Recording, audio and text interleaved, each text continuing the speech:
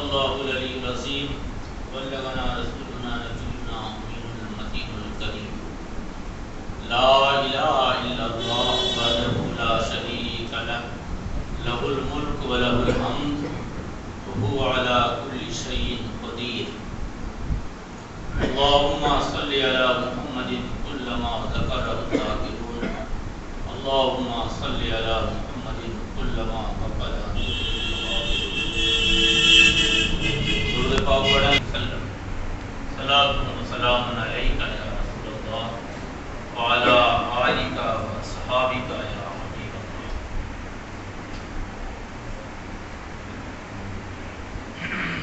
15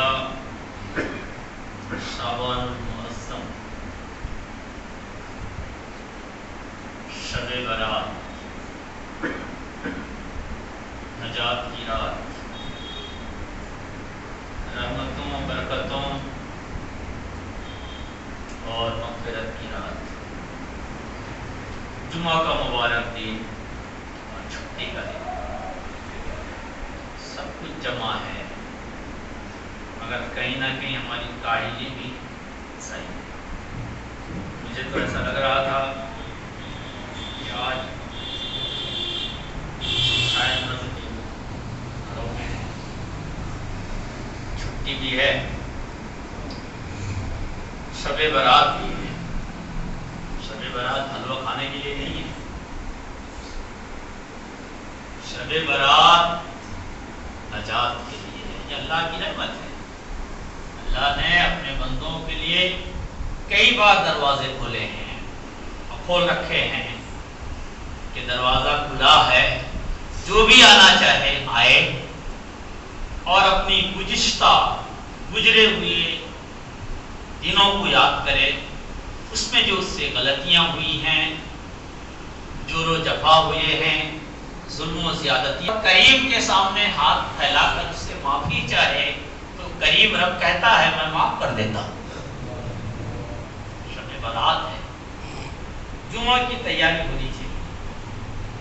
جمعہ آتا ہے تو ہمیں اس لیے خوشی ہونی چاہیے کہ آج کا وہ مبارک دن ہے جس دن طلوع سے لے کر غروب تک سورج نکلنے سے لے کر سورج ڈوبنے تک اللہ تعالیٰ خصوصی رحمت فرماتا ہے. اور حدیث پاک میں انہی ساعتوں میں ایک ساعت ہے, انہی گھڑیوں میں ایک گھڑی ہے جب بندہ رب سے دعا کرتا ہے تو اللہ تعالیٰ رد نہیں قبول کرتا ہے. اللہ تعالیٰ رد نہیں قبول کرتا ہے. تو اس کو ڈھونڈو. جمعہ کے دن وہ وقت ڈھونڈو.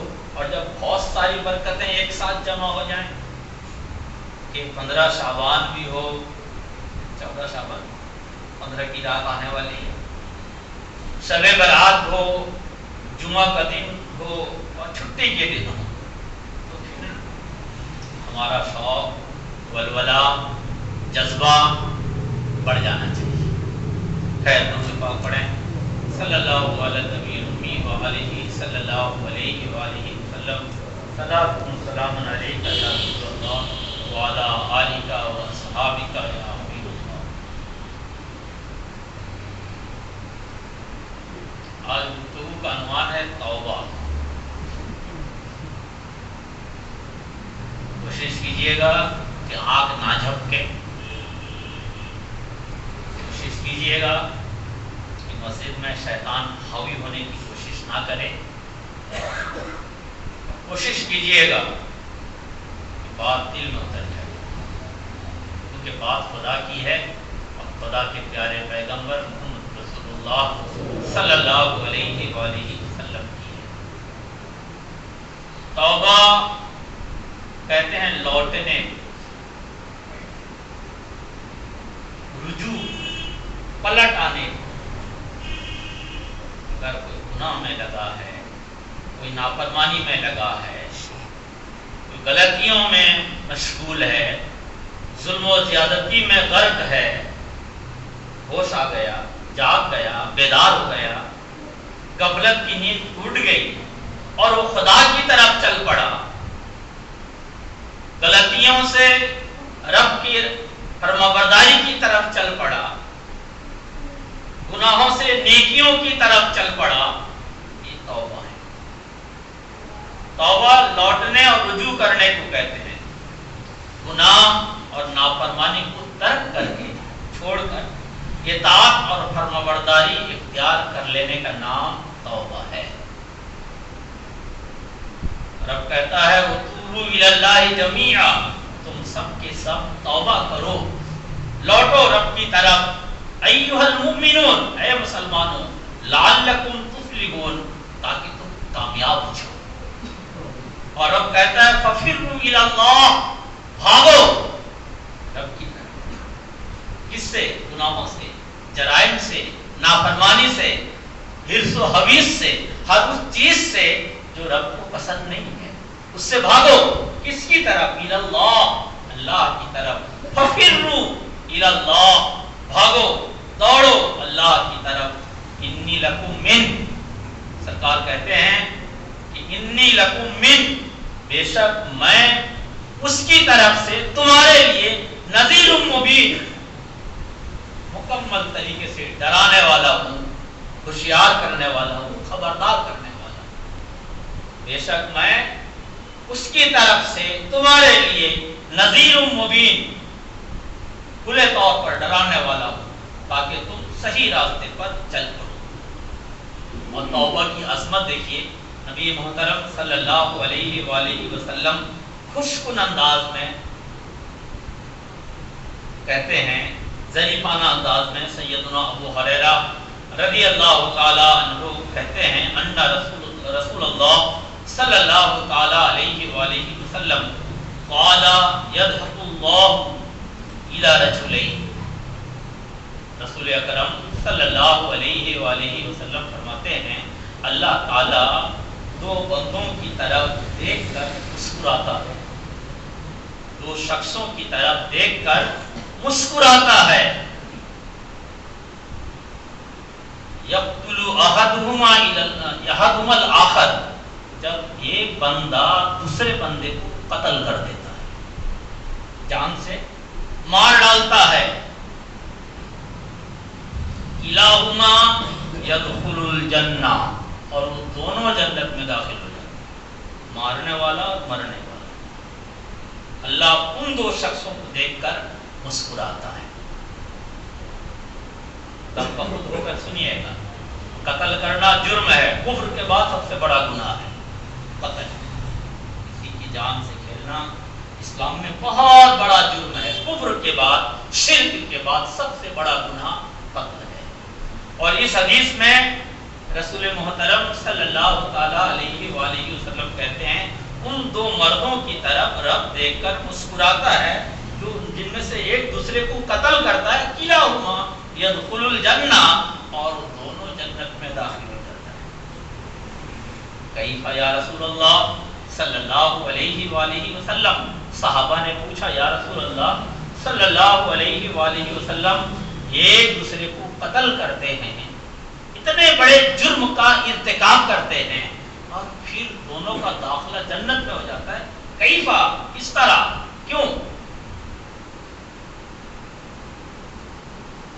جب بھی ہم کہیں باتیں سنیں نا تو اتنا حوصلہ پیدا کریں کہ جو بات سمجھ میں نہ آئے پوچھیں کہ صاحب کیا ہے، یہ نہیں کہ صاحب بول رہے ہیں یہاں شان کے خلاف ہو جائے، نہیں، اگر آپ جاننے کے لیے، سیکھنے کے لیے، شک اور شبہ کو دور کرنے کے لیے سوال کر رہے ہیں تو سنت صحابہ ہے۔ ہاں، اگر آپ تنقید کرنا مقصد ہے، ٹارچر کرنا مقصد ہے، خواہ مخواہ ایک آدمی کو الجھانا مقصد ہے، تو پھر یہ تو غلط ہے۔ بات کیونکہ بہت سخت ہو رہی ہے کہ دو مردوں کی طرف رب دیکھتا ہے، ان میں سے ایک دوسرے کو قتل کرتا ہے اور دونوں جنت میں داخل ہوتا ہے، اور رب اس معاملے میں مسکراتا ہے۔ کیف یا رسول اللہ صلی اللہ تعالی علیہ وآلہ وسلم، یا رسول اللہ یہ کس طرح ہوتا ہے؟ قال یقاتل ھذا فی سبیل اللہ عز وجل فیستشہد، اللہ کے نبی صلی اللہ علیہ وآلہ وسلم کہتے ہیں کہ ان میں سے ایک بندہ اللہ کی راہ میں جہاد کرتا ہے، اللہ کی راہ میں قتال کرتا ہے، اور وہ اللہ کی راہ میں شہید ہو جاتا ہے، یعنی ایک آدمی اس کو اللہ کی راہ میں قتل کر دیتا ہے، وہ شہید ہو جاتے ہیں۔ ثم یتوب اللہ علی القاتل، پھر اللہ تبارک و تعالی اس قتل کرنے والے کو توبہ کی توفیق دے دیتا ہے، پھر اس قتل کرنے والے شخص کو اللہ تبارک و تعالی توبہ کی توفیق دے دیتا ہے۔ ثم یتوب اللہ، اور پھر اللہ اس کی توبہ قبول کر لیتا ہے قاتل کی، فیسلم، اور وہ مومن بن جاتا ہے، مسلمان بن جاتا ہے، فیقاتل فی سبیل اللہ عز وجل، اور پھر وہ اللہ کی راہ میں قتال کرتا ہے، فیستشہد، پھر وہ شہید ہو جاتا ہے۔ تو دونوں قاتل اور مقتول کل قیامت کے دن جنت میں داخل ہوں گے۔ اللہ تعالیٰ اس منظر کو دیکھ کر مسکراتا ہے۔ حضرت حمزہ رضی اللہ تعالیٰ عنہ مصطفیٰ کریم صلی اللہ علیہ وآلہ وسلم کے چچا جان ہیں۔ ان بھی ایک ظالم وحشی نے میدان احد میں شہید کر دیا جبکہ وہ کافر تھا، اور اللہ نے اس کی قسمت میں توبہ رکھی تھی۔ جب مکہ فتح ہوا تو مکہ سے بھاگ نکلا تاکہ نبی کریم صلی اللہ علیہ وسلم سے سامنا نہ ہو، اور پھر وہ کسی موقع پر چھپ کر مصطفیٰ کریم صلی اللہ علیہ وآلہ وسلم کے پاس آیا۔ سرکار کلمہ پڑھا رہے تھے، کلمہ پڑھ لیا، اور اس کے بعد کہا یا رسول اللہ میں وحشی۔ سرکار نے فرمایا اللہ تجھے معاف کرے۔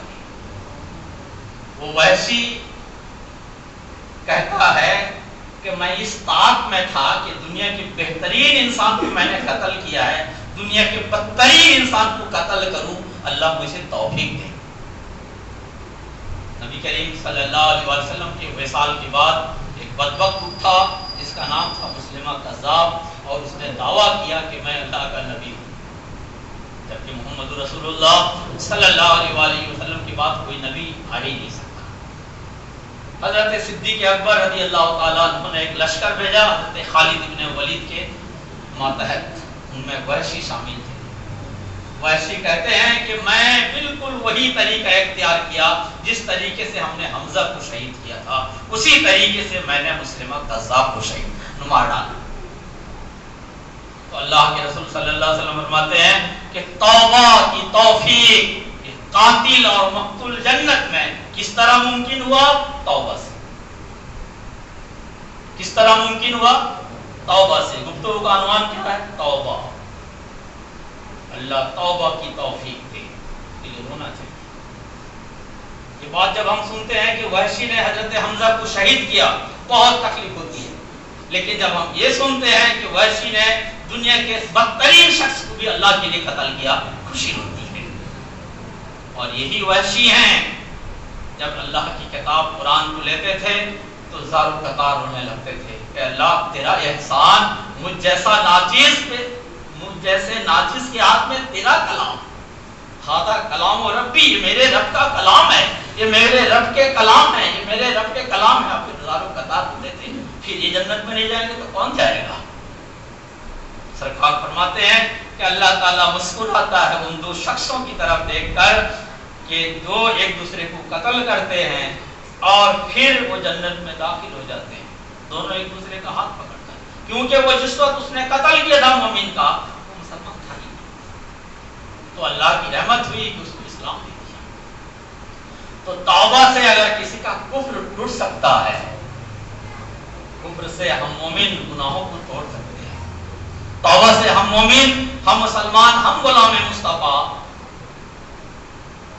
گناہوں کو، نافرمانیوں کو، بےہودیوں کو اور غلطیوں کو صاف کر سکتے ہیں۔ دعا کریں اللہ عز و جل ہمیں توبہ کی توفیق دے۔ شب برات کی رات دل سے اپنے رب کے سامنے روئیے اور کہیے اے خدا جو ہوا سو ہوا، جو گزرا سو گزرا، وہ سب نادانی تھی، نفس و شیطان کی شر کی وجہ سے یہ ساری شرارت ہم نے کر لی، لیکن تو کریم ہے، تو رحیم ہے، تو مہربان ہے، توبہ کرنے والوں کی توبہ تو قبول کرتا ہے، بندہ احکر کی توبہ قبول کر لے، وہ کریم ہے، وہ رد نہیں کرتا۔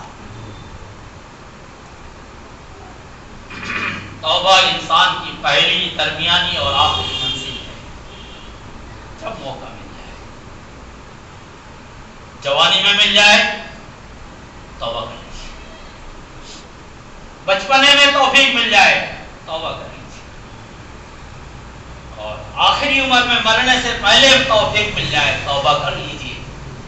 توبہ انسان کے لیے پہلی، درمیانی، آخری منزل ہے۔ جب توفیق مل جائے تب سویرا ہے۔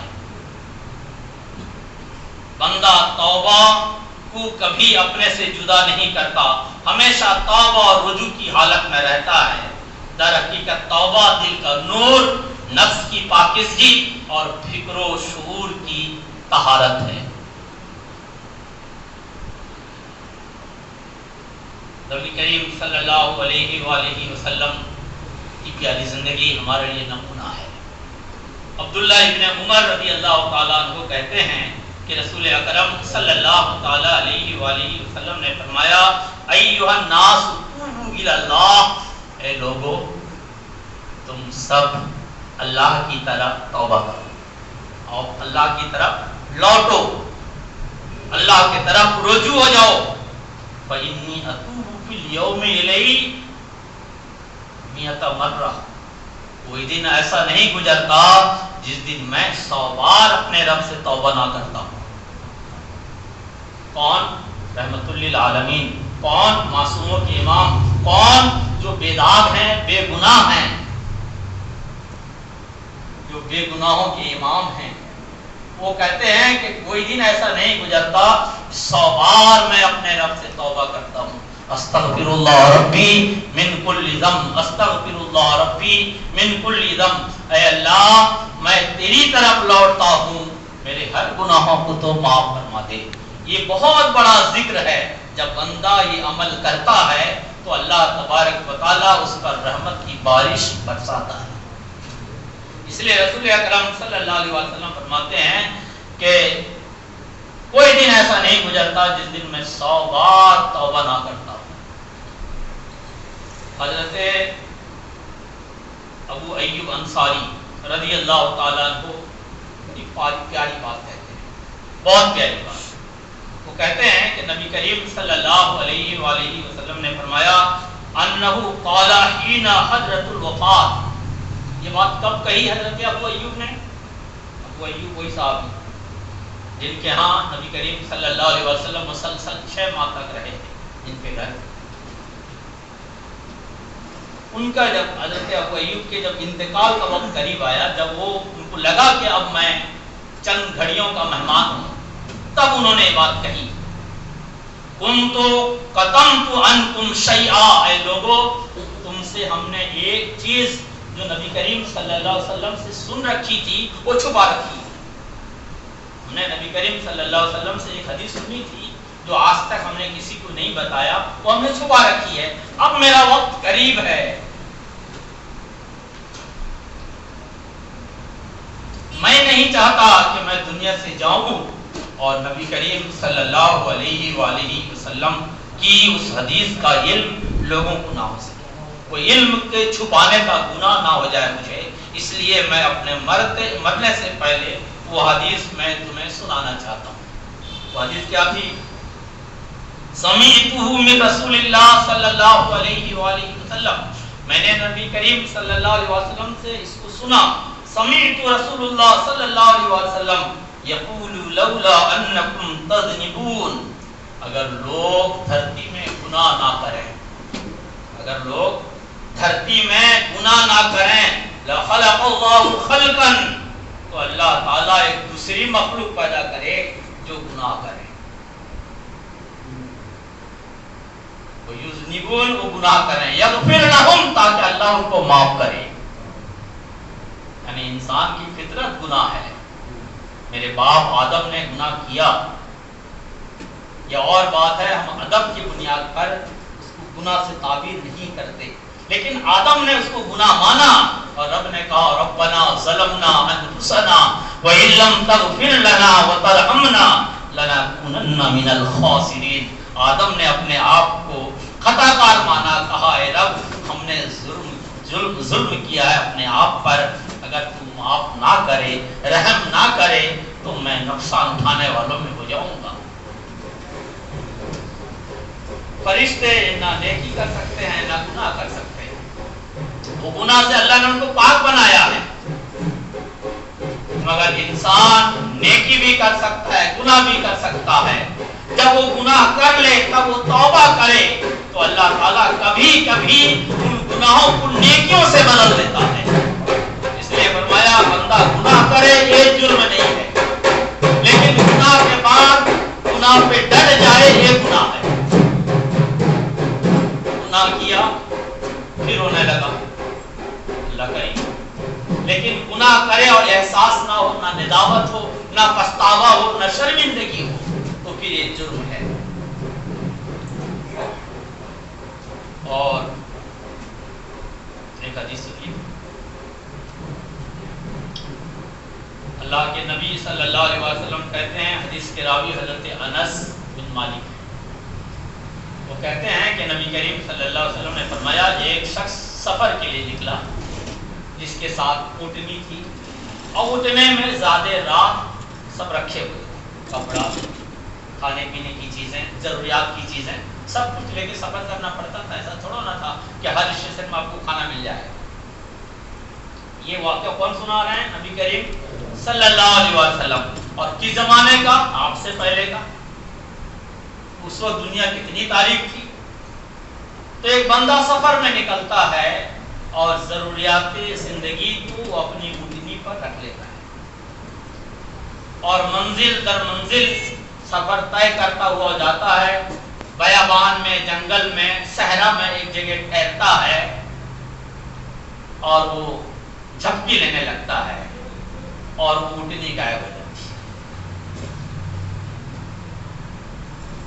پھر وہ جب بیدار ہوتا ہے تو دیکھتا ہے اونٹنی غائب ہے، اسی میں پانی ہے، اسی میں خوراک ہے، اسی میں سب ساری چیزیں ہیں۔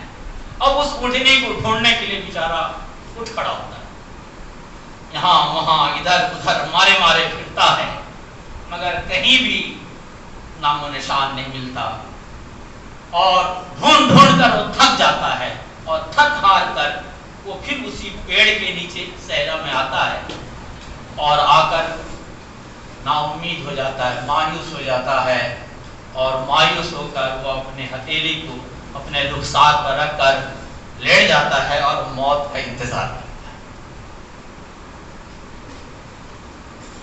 موت کا انتظار کرتا ہے،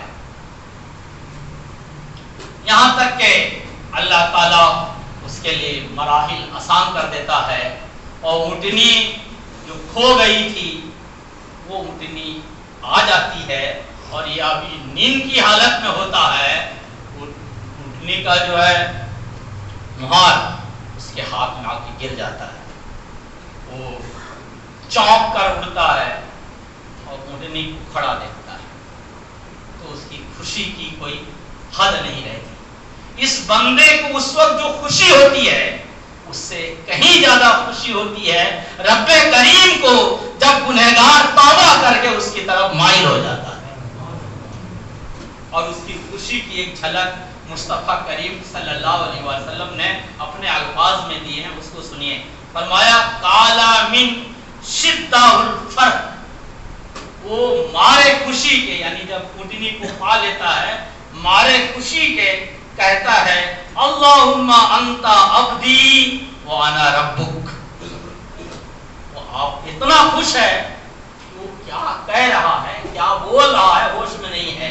وہ کہتا ہے اللہ تو میرا بندہ ہے، میں تیرا رب ہوں۔ اتنی خوشی میں ہے کہ اس کو ہوش نہیں ہے کیا بول رہا ہے۔ کہتا ہے اللہم انت عبدی، تو میرا بندہ ہے، میں تیرا رب ہوں۔ اخطا من اشد الفرح، نبی کریم صلی اللہ علیہ وسلم کہتے ہیں یہ خطا وہ مارے خوشی کے کر رہا ہے، یعنی اس کو پتہ ہی نہیں کہ کیا بول رہا ہے، اتنا خوش ہے۔ اور اس سے زیادہ خوش میرا رب ہوتا ہے جب گنہگار اس کے سامنے توبہ کرتا ہے، جب گنہگار اس کے سامنے توبہ کرتا ہے۔ شب برات کی رات توبہ کی رات ہے، شب برات کی رات توبہ کی رات ہے۔ قرآن پاک میں اللہ کریم فرماتا ہے ومن لم یتب فاولئک هم الظالمون، اور اگر تم توبہ نہیں کرتے تو تم ہی ظالم ہو۔ یہ آیت پاک سورہ حجرات کی ہے۔ اس سے پہلے جن گناہوں کو گنایا گیا ہے وہ گناہ آج ہم میں عام ہے۔ وہ گناہ ہے ایک مسلمان دوسرے مسلمان کا مذاق اڑائے، تذلیل کرے، اس کو ٹارچر کرے، اس کو پریشان کرے۔ یا ایھا الذین آمنوا لا یسخر قوم من قوم، اے ایمان والو تم ایک دوسرے کا مذاق نہ اڑاؤ۔ یہ مذاق والی آیت کے آخر میں فرماتا ہے کہ اگر اس حرکت سے ومن لم یتب تم نے توبہ نہیں کی فاولئک هم الظالمون، تو تم ظالموں میں سے ہو۔ اگر کوئی صاحب یہ سمجھ رہے ہیں کہ صاحب میں تو چوری نہیں کرتا، بدمعاشی نہیں کرتا، بڑی بڑی حرکتیں نہیں کرتا، اور نماز بھی پڑھتا ہوں، روزہ بھی رکھتا ہوں، تو توبہ کی چیز تو انہیں آنکھ کھولنے کی ضرورت ہے۔ پیغمبر اسلام صلی اللہ علیہ وسلم توبہ کیوں کرتے تھے؟ اگر تم معصوم ہو بھی تب بھی توبہ کرو، مصطفیٰ صلی اللہ علیہ وسلم کی سنت ہے، رب کو محبوب ہے۔ اور توبہ کرتے کرتے تم اللہ والوں کے خادم بن جاؤ گے، دوست بن جاؤ گے، اور اللہ تبارک و تعالیٰ تمہارا شمار صالحین میں کرے گا، نیکوکار میں کرے گا، اچھوں میں کرے گا، سچوں میں کرے گا۔ ومن لم یتب، اور اگر توبہ نہیں کرتے فاولئک هم الظالمون، فرمایا الا الذین تابوا واصلحوا وبینوا فاولئک اتوب علیہم وانا التواب الرحیم۔ اس سے پہلے جو آیت ہے وہ یہودیوں کے بارے میں ہے۔ فرمایا حق کو چھپایا اور حق کو عجیب طریقے سے پیش کیا۔ جیسے آج فاتحہ ہے، سب برات ہے، فاتحہ ہوگی، مگر جتنا شوق ہمیں فاتحہ دلانے کا ہے، کیا اتنا شوق ہم نے جو پڑوسیوں کو ستایا ہے، بھائیوں کا حق مارا ہے، رشتہ داروں کے حقوق کا خون کیا ہے، اور اہل حق کے حق کو پامال کیا ہے، کیا اس سے توبہ کرنے کا بھی شوق ہے؟ دین کیا ہے؟ مذہب کیا ہے؟ اسلام کیا ہے؟ حقوق اللہ اور حقوق العباد کی اہمیت کیا ہے؟ تو اللہ تبارک و تعالیٰ فرماتا ہے کہ وہ جو یہودی تھے وہ حق کو عجب ڈھنگ سے پیش کرتے تھے، جو کچھ ہوتا تھا کچھ کہتے تھے، تم ایسے نہ ہونا۔ پھر فرماتا ہے الا الذین تابوا، مگر وہ جس نے توبہ کر لی، واصلحوا، اور اپنی اصلاح کر لی، وبینوا، اور صاف ستھری بولی بولا، یعنی جو ایسا ہے دین ویسا پیش کیا، فاولئک اتوب علیہم، تو یہی لوگ ہیں جن قبول کرنے والا اور رحم کرنے والا۔ اگر آپ 5 وقت کی نماز پڑھتے ہیں تو آپ دیکھیے کہیں ماں کو رلاتے تو نہیں، کہیں بھائیوں کا حق تو نہیں دبایا، کہیں پڑوسیوں کو ترچھی نظر سے تو نہیں دیکھتے، کہیں کسی کی کمائی، کسی کے کاروبار اور کسی کے چمک دمک سے تمہیں تکلیف تو نہیں ہوتی، جلن تو نہیں ہوتی؟ اگر ایسا ہے تو یہ چھوٹا موٹا گناہ نہیں ہے، توبہ کیجئے۔ اور اگر چمک ہے، دمک ہے، شہرت ہے، عزت ہے، کاروبار میں ترقی ہے، برکت ہے، تو تم نے نہیں دی، رب نے عطا کی ہے۔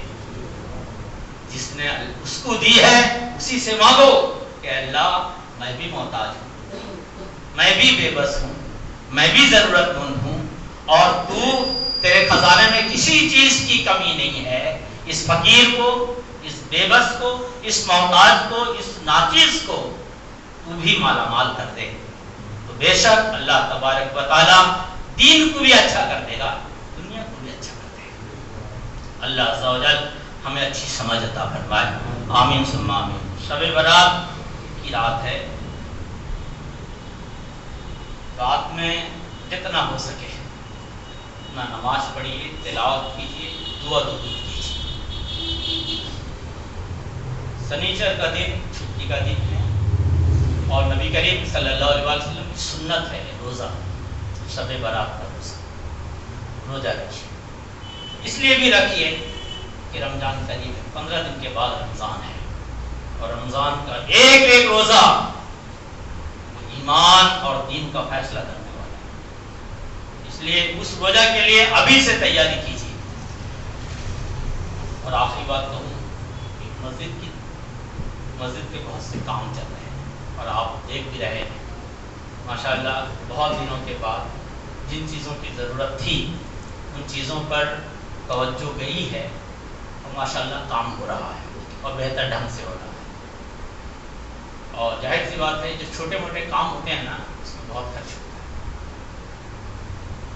آپ حضرات نے بہت کچھ کیا ہے اور آپ حضرات کی وجہ سے یہ کام یہاں تک پہنچا ہے، لیکن ابھی بھی ضرورت ہے، لہذا جن سے جتنا ہو سکے خوشی سے شوق سے ذمہ داروں کے ہاتھ میں دیں۔ اور ایک بات یاد رکھیے کہ انسان سے چپ ہوتی ہے، ابھی پوری تقریر میری اسی پہ تھی، کبھی اگر آپ مدرسہ سے غصہ ہوتے ہو، مسجد سے غصہ ہوتے ہو، یعنی آپ کا من کا نہیں ہو، کوئی ضروری نہیں ہے کہ آپ کا غصہ جائز ہے۔ مثال کے طور پر آپ نے فاتحہ کے لیے کسی کو بلایا، ہماری بات ہم نے منع کر نہیں جائے، کیونکہ ہم چاہتے ہیں کہ آپ فاتحہ خود کرو۔ فاتحہ کے لیے وہ جو چند آیتیں ہم پڑھتے ہیں نا وہ پڑھنا ضروری نہیں ہے، آپ کو قل اللہ شریف یاد ہے وہ پڑھو، دعا کرو، فاتحہ ہو گئی۔ ہم چاہتے ہیں کہ آپ فاتحہ کریں، اس لیے کبھی ہم سختی کرتے ہیں کہ یار انہوں نے نہیں بھیجا تو ہم کو بچے نہیں بھیجنا، نہ آپ کو چندہ نہیں دینا۔ تو اگر آپ چندہ نہیں دو گے مسجد میں یا مدرسہ میں تو کیا مسجد گر جائے گی اور مدرسہ ٹھپ ہو جائے گا؟ نہیں۔ ہم بھی تو بہت سی غلطیاں کرتے ہیں، اگر اسی طریقے سے کوئی فلاں سے ناراض ہوئے، ظاہر سی بات ہے مسجد تو کوئی خطا کرتی نہیں ہے یا مدرسہ تو کوئی خطا کرتا نہیں ہے، جو مدرسہ کے ذمہ دار ہوتے ہیں یا مسجد کے ذمہ دار ہوتے ہیں ان سے خطا ہو سکتی ہے۔ اگر انہوں نے کوئی خطا کر لی آپ کی سمجھ سے اور آپ نے فقط بائیکاٹ کر دیا، یہ نہیں کریں گے، وہ نہیں کریں گے، پیسہ نہیں دیں گے، تو آپ بھی سوچئے نا کہ آپ سے بھی بہت ساری خطا ہوتی ہوں گی، فرشتے تو ہو نہیں۔ اگر رب بھی یہی ٹھان لے کہ اس کو نہیں دینا کیا ہو؟ بہت سارے لوگ میں جانتا ہوں جو ممبر تھے، کہا کہ ہم ممبر سے استعفیٰ دیتے ہیں، بند ہو گئی مسجد، ٹھپ ہو گیا مدرسہ۔ نہیں، آپ کو جو نیکیاں ملتی تھیں، آپ کے نامہ اعمال میں جو نیکیاں لکھی جاتی تھیں، اس میں کچھ نہ کہیں سیاہ دھبا ہو گیا۔ اس لیے کوئی ضروری نہیں کہ مسجد، کوئی بھی مسجد، کوئی بھی مدرسہ، اگر وہ آپ کے سوال کرتا ہے یا آپ کو خوشی سے آپ کی عزت کے لیے یا آپ کو ایک حیثیت دیتے ہوئے آپ کو ایک اچھا انسان جانتے ہو کوئی ممبر